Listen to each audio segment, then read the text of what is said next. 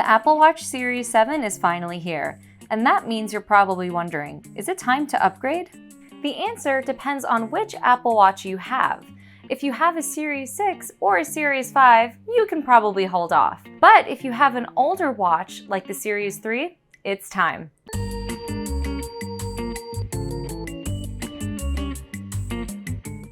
The Apple Watch Series 7 hits stores on October 15th and starts at $399. It has a bigger screen, faster charging, and a more durable design compared to the Series 6. It actually feels like an improved version of the Series 6 rather than a whole new generation of Apple Watch. To be clear, this is not our full video review of the Series 7. That'll come soon once we've had more time with the watch. Right now, we're just going to take a look at what's new in the Series 7 to help you decide whether you should upgrade. So let's dive in. The first thing you'll notice about the Series 7 is its bigger screen. It's about 20% larger than the screen on the Series 6 and more than 50% larger than the screen on the Series 3. You might be wondering why you even need a bigger screen on your wrist. Well, for one thing, I've noticed that I don't have to reach for my phone as often. Since I can actually type on this watch, I've been responding to messages more easily from my wrist rather than having to pull out my phone. Yes, that's right. Apple has added a full QWERTY keyboard to the Series 7. Swiping between letters on the keyboard is a lot easier than scribbling with my finger. It's great for sending short messages, but you'll still want to use your phone for any message that's longer than a few words. Since the screen is larger, you also have more options to make the text size bigger on the Series 7 compared to the Series 6. The Series 7 screen is brighter too, but only in always-on mode. That means when your wrist is down, you can see the time and your watch face more easily without having to wake the screen. The Series 7 is also getting 2 new watch faces that make better use of that bigger display.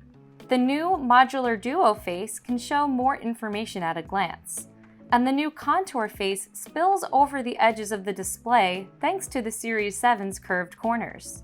Speaking of design, Apple has also made some other changes to the way its watch looks and feels with the Series 7.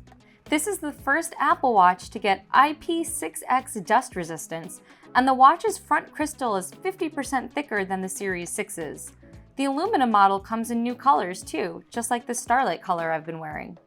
But one change that I really appreciated more when switching from the Series 6 to the Series 7 was its faster charging. Apple's new watch can charge up to 33% faster than the Series 6, which is especially useful if you wear your watch overnight to track your sleep. These are all great changes, but they're really refinements to the Series 6 rather than major upgrades.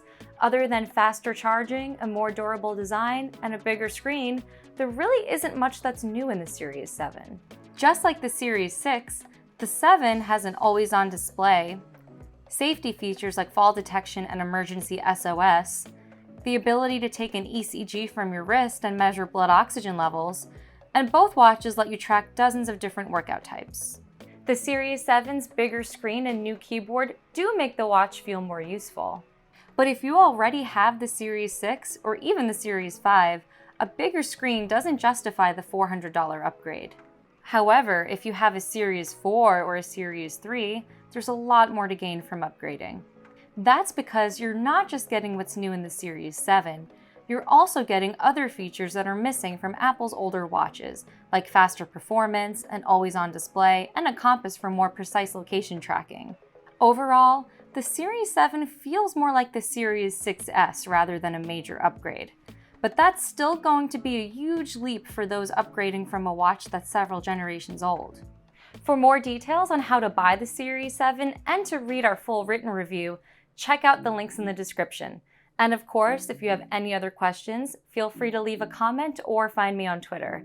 Thanks for watching, and I'll see you next time.